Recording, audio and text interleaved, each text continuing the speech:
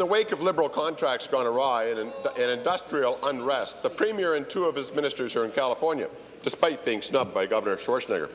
Their purported mission is to stir up interest in Ontario's biotech industry and to advertise the $1 billion next generation of job funds and the pharmaceutical investment program. Yet a close inspection of these Liberal corporate handout schemes is very problematic. Nowhere in the eligibility criteria is there a mention of job guarantees. The government is obviously not learning from its recent mistakes. Deputy Premier, why are job guarantees not part of the criteria for biotech funding?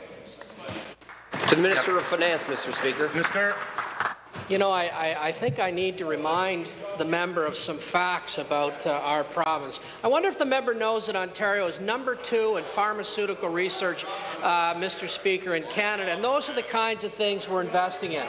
I wonder if the member knows that we're #3 in the digital media industry in Canada and that we want to be #1, and that's why we're taking some of the steps we're taking.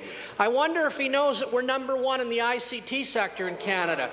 Toronto's the third largest in the world in North America, and that we are #1 in financial services in Canada, #1 in R&D, #2 in aerospace, #1 in the business services sector, #1 in the chemical sectors, Mr. Speaker. We will continue to make the investments through the Next Generation Jobs Fund, through the other sources that we have available. We will make the investments that will create jobs, that will ensure that we remain competitive. Thank you. Supplementary. That was a terrible answer, Mr. Speaker. He just got hosed in Oshawa, and he's not no guarantees in the next generation. In fact, the fact is, Mr. Speaker, that this government's attempt to interfere and control the market is stifling Ontario's competitiveness. As their weak contracts are exploited, industries that do not receive government favour are being pillaged by some of the highest business taxes in the Western world.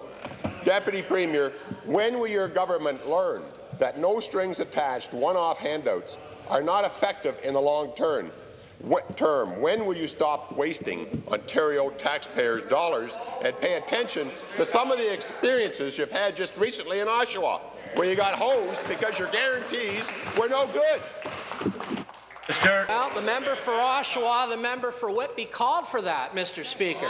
In fact, the Federal Minister of Finance is now calling for more assistance to companies like General Motors, Mr. Speaker. And, Mr. Speaker, in the member's riding of Oakville, the very day the General Motors announcement happened, Ford was announcing a new flex line at their plant and increased employment. There is no doubt, Mr. Speaker, that we do need a variety of policies, and that's why we have a 5-point plan. That's why we're investing in skills, Mr. Speaker. That's why we have cut the capital tax and eliminated it for manufacturers, Mr. Speaker. That's why we are investing in research and innovation. That's why. I just remind the member from Halton, you just asked a question. You should be listening to the response. Minister. And that's why we're investing in partnerships, Mr. Speaker. Mr. Speaker, this government's 5-point plan is the right approach. It is the approach that will help get this economy through the challenges it faces, and we will be better and stronger as a result of it, Mr. Speaker.